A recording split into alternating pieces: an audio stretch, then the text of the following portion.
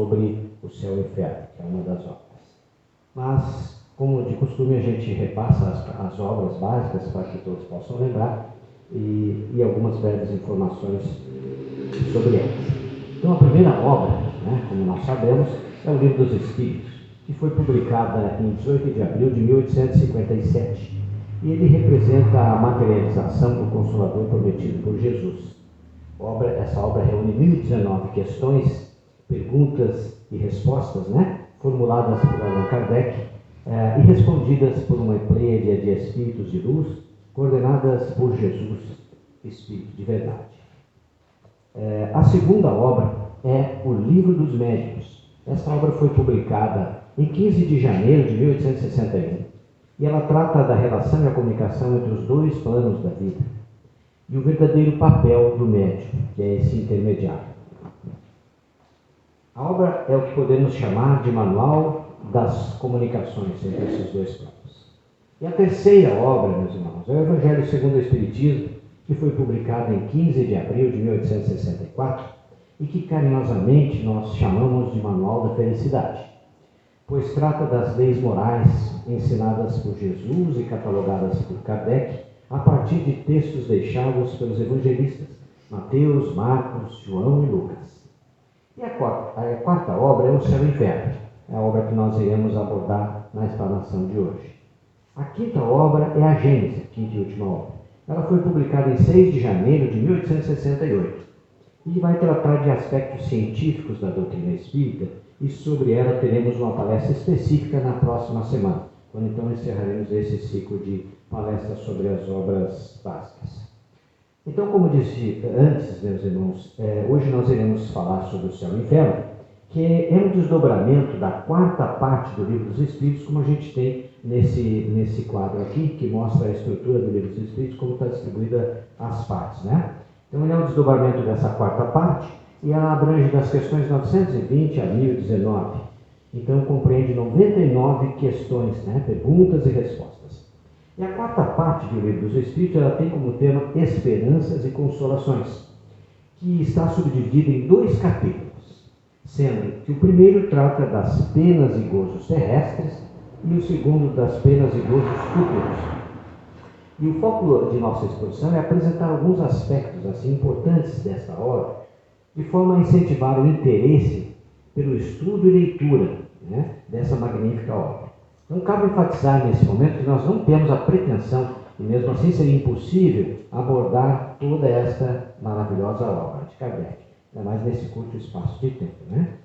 O seu conteúdo requer um estudo detalhado, aprofundado, com concomitantes debates e reflexões que são proporcionados no ambiente do estudo sistematizado da doutrina espírita, que a Casa Espírita oferece a todos que se interessam pelo estudo.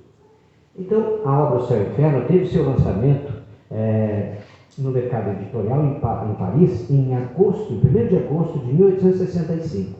E Kardec teve como objetivo explicar a justiça de Deus à luz do Espiritismo, baseado no conteúdo introduzido em um Livro dos Espíritos. A obra O Céu e o Inferno ela ratifica a imortalidade do Espírito e a condição que ele poderá usufruir no mundo espiritual como consequência de suas escolhas. A obra divide-se em 2 partes, sendo a primeira parte focada na doutrina e a segunda em exemplos. Na primeira parte, que foca a doutrina, Kardec estabelece um exame onde ele compara as doutrinas religiosas sobre a vida após a morte. Nos mostra fatos como a morte de crianças, ou seres nascidos com deformações, acidentes coletivos e uma gama de problemas que só a imortalidade da alma e a reencarnação explicam de forma satisfatória a todos nós. No livro, Kardec procura elucidar temas como anjos, como o céu, demônios, inferno, penas eternas, purgatório, temor da morte, a proibição mosaica sobre a evocação dos mortos, entre outros temas, apresentando uma explicação espírita, que contraria, ou seja, vai contra as penas eternas até então conhecidas. Na segunda parte desta obra, ele apresenta os exemplos em casos reais, que resultaram de um trabalho prático onde ele reúne modelos acerca da situação da alma durante e após a desencarnação, pessoal. São depoimentos de criminosos arrependidos, de espíritos endurecidos, de espíritos felizes, medianos, sofredores, suicidas, enfim, uma gama de espíritos e suas condições. São mais de 60 depoimentos que estão catalogados, compilados nessa obra, a qual nós recomendamos a leitura, porque ele é muito interessante para que a gente entenda essa nossa caminhada evolutiva, como seres mortais que somos, né? Meus amigos, o livro Céu e Inferno, ele completou, e olha que interessante, 150 anos, 157 anos, e ainda não foi lido ou estudado, ou mesmo não é conhecido por muitos de nós encarnados.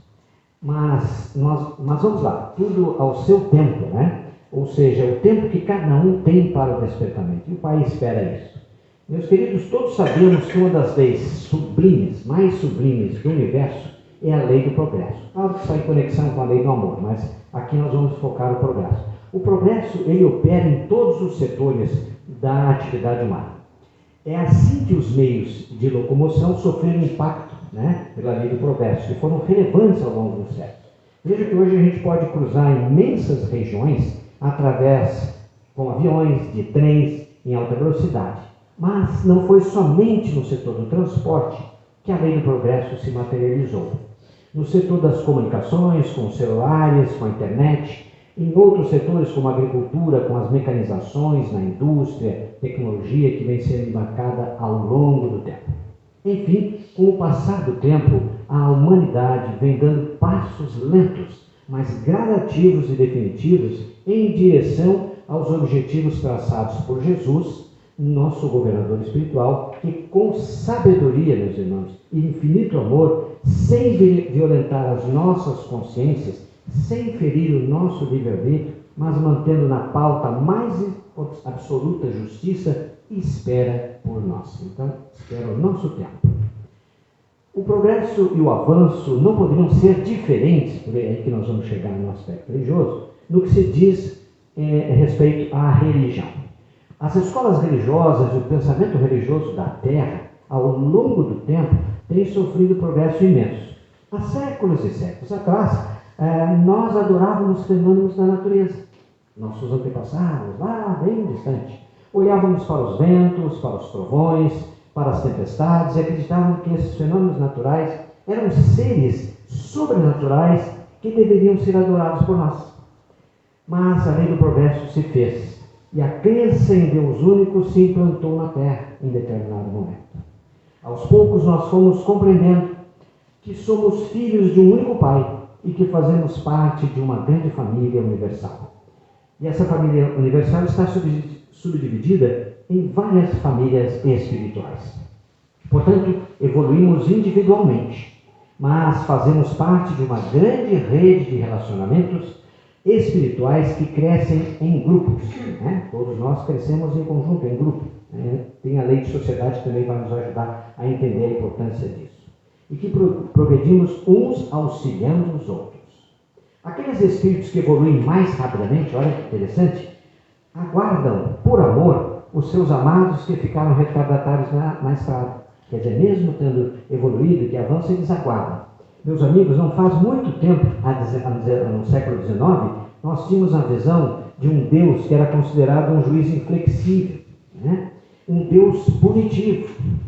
E, por sua vez, no século XIX, encerra com o pensamento religioso na Terra, ensinando às criaturas que havia lugares determinados, chamados de céu, onde ficavam os bons, e o inferno, onde ficavam eternamente os pecadores. Portanto, se você vivesse 30, 40, 50, 80 ou mesmo 90 anos e cometesse pecados, estariam eternamente condenados, ou seja, ao sofrimento irrevogável. Então, essa era a visão. No pensamento religioso, as mães de muitos desses seres estariam no céu e alguns filhos padecendo eternamente no inferno, porque essa doutrina religiosa foi construída por seres que somente pensam, mas não sentem, ou seja, não têm amor e nem sentimento no coração. Imagine, qual teria a coragem, qual mãe teria a coragem de abandonar um filho ao sofrimento eterno? Que alegria poderia fazer um coração de mãe sorrir vendo seus entes queridos eternamente condenados ao sofrimento? E que senso de equilíbrio de justiça seria esse, onde a condenação extrapola infinitamente o crime, onde até mesmo nos tribunais na terra são constrangidos a adequar a sentença ao teor da falta, ou seja, a delimitar a pena de acordo com a gravidade do delito cometido. Nesse contexto, que equilíbrio haveria nessa justiça divina, onde pelos erros cometidos em uma existência, respondêssemos pela vida eterna sem chance de recuperação? Então, no final do século XIX, surge o ilustre Allan Kardec, que realizou um maravilhoso trabalho de codificação da doutrina espírita e que, consequentemente, trouxe a renovação do pensamento religioso na Terra. Allan Kardec vem fazer vigorar nas frentes religiosas a lei de progresso, uma vez que essa ideia de inferno não resistiria ao amadurecimento do pensamento humano, que sentia a falta de um Deus mais justo, de um Deus mais equilibrado, mas sobretudo de um Deus mais amoroso, de um Deus Pai. Sim, o Deus Pai que Jesus nos ensinou há mais de 2000 anos. Um Pai comprometido com a educação dos seus filhos. Um Pai comprometido com a felicidade dos seus filhos. Um Pai tão amoroso que não tem coragem de separar eternamente os corações maternos dos corações filiais. E é neste ambiente que Kardec publica a obra O Céu e o Inferno. E o pensamento religioso da época sofre um duro golpe da lei do progresso, que a tudo alcança, como citamos no início da nossa fala. O codificador conclama em seu trabalho a humanidade para uma nova visão sobre as leis divinas, mostrando que há um novo tipo de relacionamento entre o Criador e a criatura.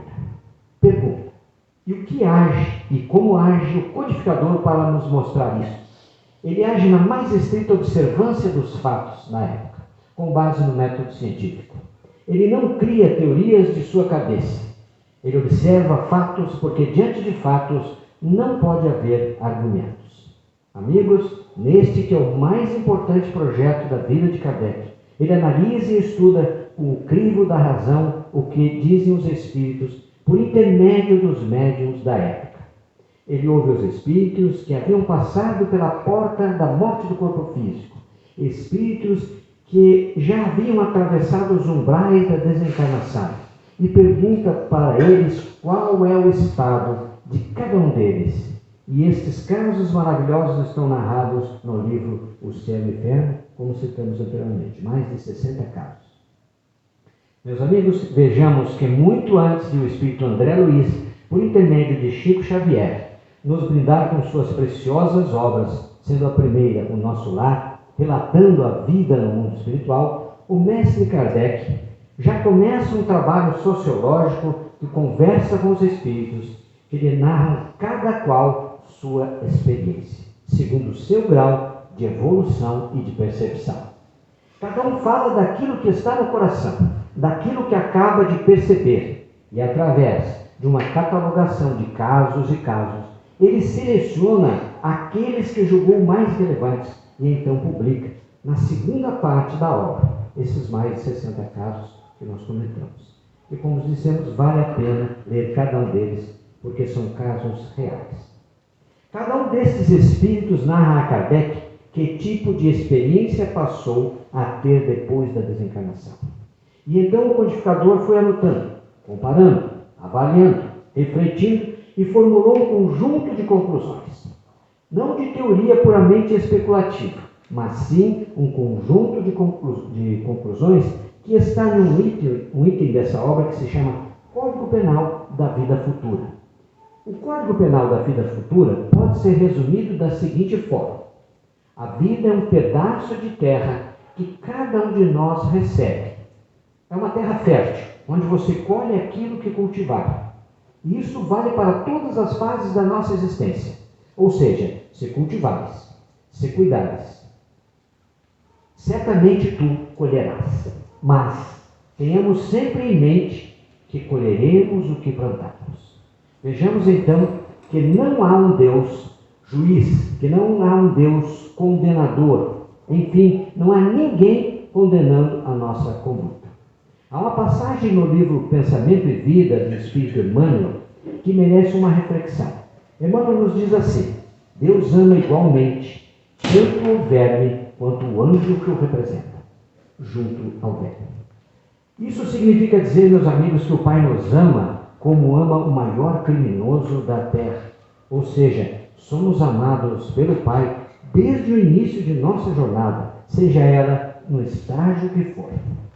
O Pai nos ama independente da escolha que fizemos, seja ela tenebrosa ou luminosa.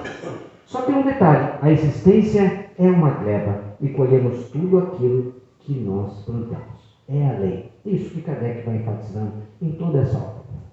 Meus amigos, é importante termos consciência que a partir da contribuição do codificador Allan Kardec, nós fomos investidos em um pensamento religioso que nos conduz à responsabilidade integral sobre o resultado de nossas escolhas.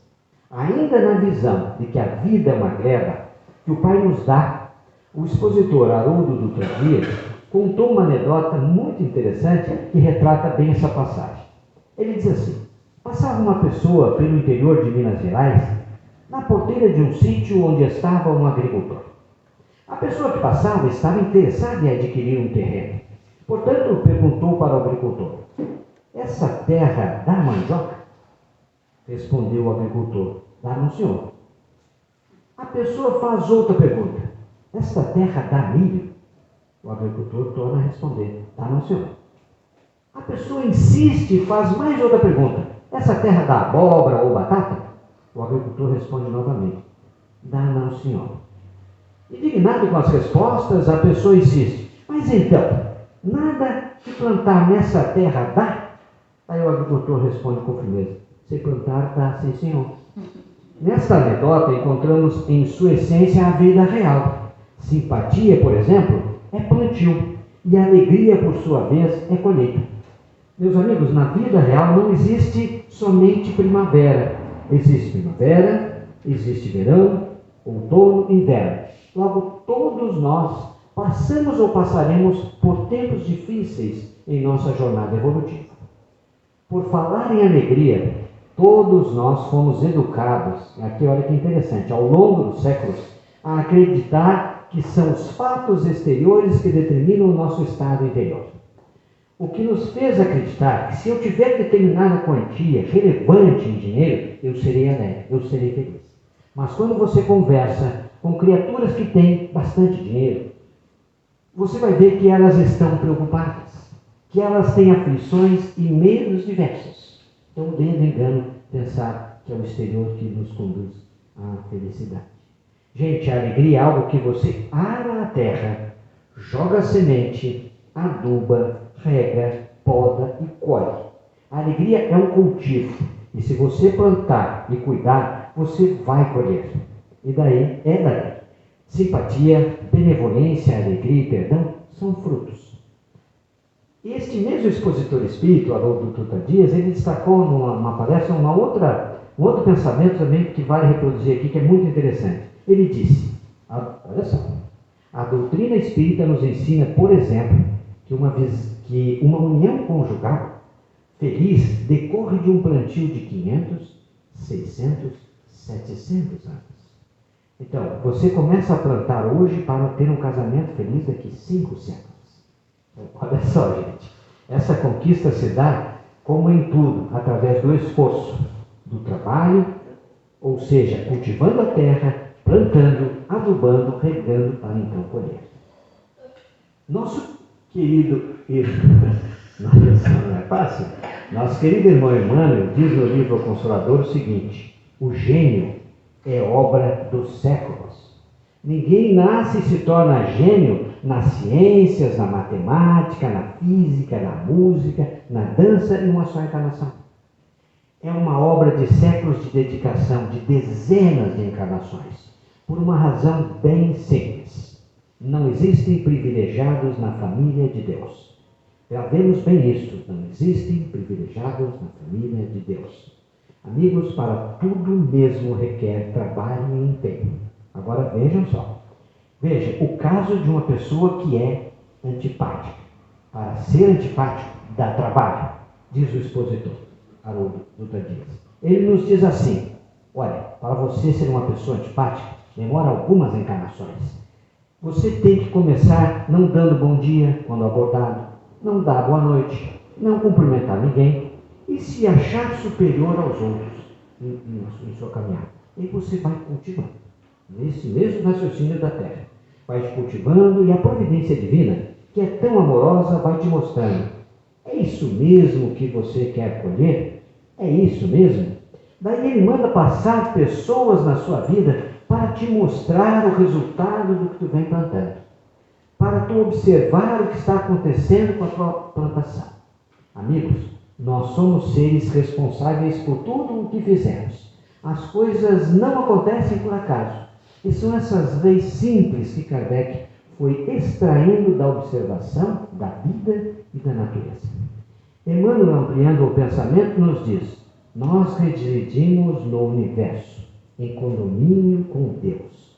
Ele dá a vida, concede as oportunidades, entrega a semente, entrega adubo, entrega água, entrega a terra, entrega o arado, mas alguém tem que plantar.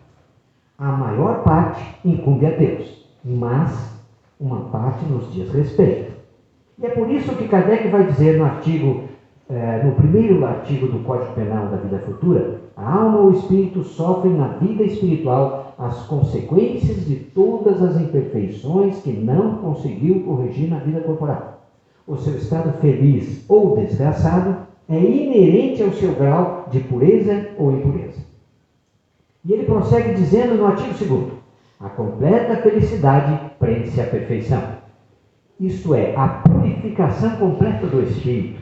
Toda imperfeição é, por sua vez, causa de sofrimento e de privação de gozo, do mesmo modo que toda a perfeição adquirida é fonte de gozo e atenuante de sofrimentos. E no artigo 3º, ele nos diz, lá do Código Penal da Vida Futura: não há uma única imperfeição da alma que não importe funestas e inevitáveis consequências, como não há uma só qualidade boa que não seja fonte de um gozo. Amigos, é sério isto. A menor e a mais imperceptível imperfeição gera um sofrimento. A nossa imperfeição atrai pessoas e circunstâncias que sintonizam com essa imperfeição. Do mesmo modo que cada qualidade atrai circunstâncias e pessoas que se afinam com essa qualidade. Então a gente brinca, diz Haroldo, mas é sério, como que duas criaturas imperfeitas podem experimentar um relacionamento completamente feliz. Aqui tratando de um casal. Né? Não há como, porque a imperfeição de um e a imperfeição do outro gera sofrimento. Não porque Deus está punindo, não é punição, é consequência, é a lei. E ele ainda nos narra o seguinte: olha só, aí envolvendo a família dele, né? Ele diz assim: tomei contato com um caso de um antepassado, da família do meu pai, um bisavô, extremamente teimoso. Ele foi com a esposa em determinado lugar, onde chupou uma laranja e gostou muito daquela laranja. Pegou a semente, falou para a esposa: vou plantar. O problema é que aquela laranja era fruto de uma enxertia em um pé de limão, né? Que é o cavalo, como a gente conhece aqui. A laranja se beneficia dessa parte forte, mas se você extrair a semente e plantar, vai nascer o quê? Limão. Ele então encheu a mão de semente e foi para sua casa no interior de Minas e plantou. Logo nasceu o quê? Nasceu limão. Esse meu avô, né, bisavô no caso, era teimoso, cabeça dura. Ele sentava, descascava e chupava o limão que plantou. E a esposa falava para ele: Isidro, isto aí é limão e não laranja. E ele dizia: isto é laranja, meu bem, eu que plantei. Ela então deixava ele em paz e seguia, porque era uma escolha dele. A vida é assim, só que na maioria dos casos, nós encarnados procedemos ao contrário. Negamos que plantamos. Então, ou estamos acreditando que o nosso plantio é um, quando na verdade é outro. Então veja como a gente mascara as coisas. E é isso que Kardec faz questão de frisar na obra O Céu e o Inferno.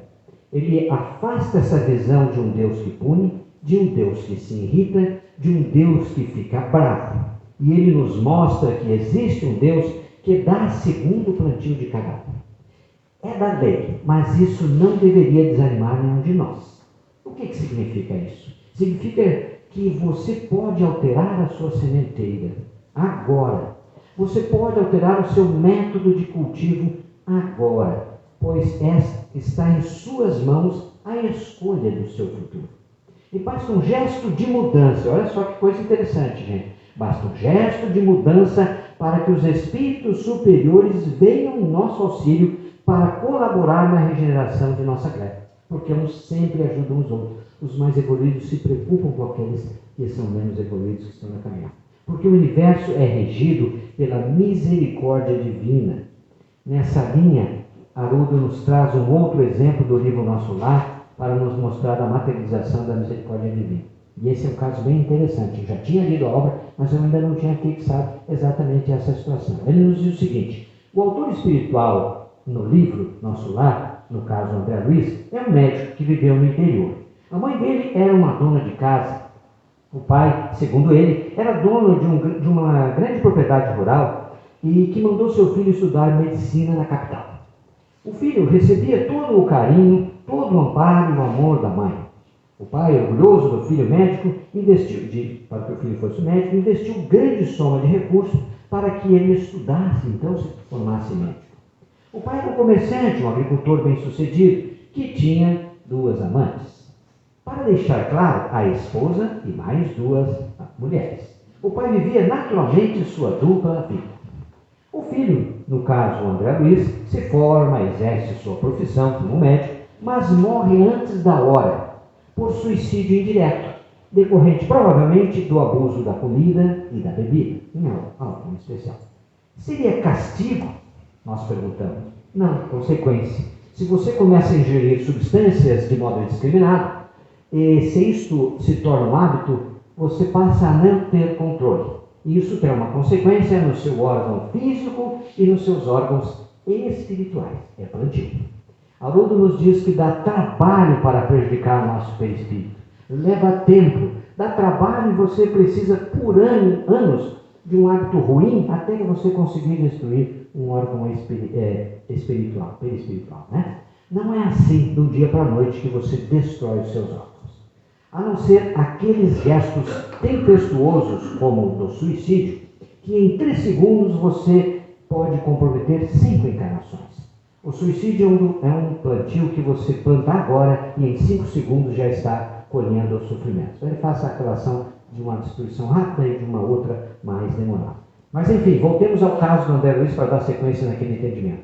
O então filho do agricultor desencarna antes da hora e fica longo tempo sofrendo na região específica para suicidas no umbral, para então ser acolhido após se arrepender. E o pai dele, alguns podem perguntar. O pai, quando desencarna, vai com suas 2 amantes para uma região ainda pior no umbral. E a mãe? A mãe, um espírito muito mais evoluído, após seu desencarne, vai para uma esfera superior na colônia Nosso Lar. Passado algum tempo que André Luiz se recupera, ele é admitido como um cidadão da colônia Nosso Lar e onde começa a trabalhar em tarefas simples para valorizar a humildade. Em determinado momento, a mãe vem a essa esfera, vem de uma esfera superior, vem visitar André, e ele pergunta para a mãe sobre o pai. Um pequeno à parte aí. Vejamos nesse momento, se fôssemos agir segundo o pensamento religioso antigo, o que nós diríamos sobre o pai de André Luiz. Nossa, aqui. A resposta seria simples e direta. Ele vai ficar no inferno toda a eternidade. Cometeu pecado. Não é assim? Não é assim que a pessoa que não ama fala? Porque é fácil você aplicar uma pena em quem você não ama. Agora, vai aplicar uma pena no seu filho, na sua mãe e assim sucessivamente. É quem que você ama. Não é fácil. Então, voltemos à fala da mãe de André Luiz. Após ouvir a pergunta de André Luiz, sua mãe responde: não se preocupe, André. Desde que seu pai chegou ao mundo espiritual, acompanho ele e as nossas 2 irmãs. Ouça o que ela diz. Mais uma paradinha aqui, meus amigos. Por essa fala já se percebe que se trata de um espírito superior que realmente compreende o sentido verdadeiro do amor que Jesus nos ensinou. Ela continua então dizendo, André, eu voltarei à vida física e receberei novamente seu pai como marido e as nossas duas irmãs como filhas. Vejam o amor. Meus amigos, percebam mais uma vez que somente uma misericórdia divina, infinita, que rege o universo, possibilita que se possa ter dentro de sua casa uma filha linda que você beija, abraça, tem o maior xodó por ela, sem lembrar do seu passado. A mamãe também acolhe e abraça o que na verdade era uma amante do marido, que foi recebida dentro do lar para que ele, o antigo amante da filha, aprenda a transformar as velhas afeições, convertendo as fontes de desequilíbrio em amor genuíno e puro. Lembrando que o amor é sempre amor, só que o amor pode ser mal direcionado ou bem direcionado. Vejamos que no caso do pai de André Luiz, Deus não acorrentou o pai de André Luiz e ficou dando açoite nele por 50 anos. Por quê? Porque o pai de André Luiz escolheu o seu plantio e agora terá a longa colheita pela frente para aprender a fazer escolhas certas, ou seja, em conexão com as leis de Deus. Então vejam, considerando que ele semeou algo ruim no psiquismo dessas duas mulheres, as amantes, não pensem que elas terão um temperamento dócil como filhas com ele. E imaginem vocês quando essas filhas atingirem a idade da adolescência. Esse pai vai chorar porque vai ter que entregar um antigo amor para outro quando pedirem ela em namoro, por exemplo. Ou mesmo quando ela chegar e falar assim, pai, estou namorando, ou ficando, como é no tempo atual, o fulano, e ele vem almoçar hoje aqui em casa. Imaginem o mundo de emoções que vai passar no coração desse pai e os conflitos que ele terá de superar. Imagine o que ele terá que aprender e transformar dentro de si, sem lembrar do passado, algo que surge no presente. Transformar seu amor de amante em amor de pai. Nesse momento surge uma pergunta: e a mãe de André Luiz precisava reencarnar? Precisar não precisava, mas vai dizer isso para quem entende e sabe o que é amor. Olhem só, essa pequena situação sobre a compreensão do que é amor na sequência. Certa vez o Chico Xavier, entrou numa penitenciária para uma atividade espírita e uma senhora que o acompanhava perguntou: nossa, Chico, deve estar cheio de obsessor aqui. Chico falou para ela: não, minha filha, você está enganada. Aqui está cheio de espíritos de mãe. O que os obsessores tinham que fazer já fizeram, colocaram esses homens aqui. Chico ainda disse para ela: aqui, como no inferno, está cheio de mães, cheio de pais, irmãos e irmãs. A pessoa que nos ama estará de vigília por nós onde nós estivermos. Então a gente nunca está abandonado, a gente nunca está sozinho. Fica então para nós essa reflexão, gente, de leitura sobre essa obra e meditação, porque nós somos semeadores e nossos pensamentos e ações determinam o nosso plantio e, consequentemente, a nossa colheita. O Pai nos ama e respeita as nossas escolhas. O Pai espera o nosso tempo em sua infinita misericórdia, justiça e amor, e está sempre presente através de seus enviados, de forma que jamais estaremos abandonados. Basta nos esforçarmos para dominar nossas más inclinações e tendências para que o amparo se fortaleça em torno de nós. Façamos então a nossa parte. Muito obrigado. Boa noite, meus irmãos.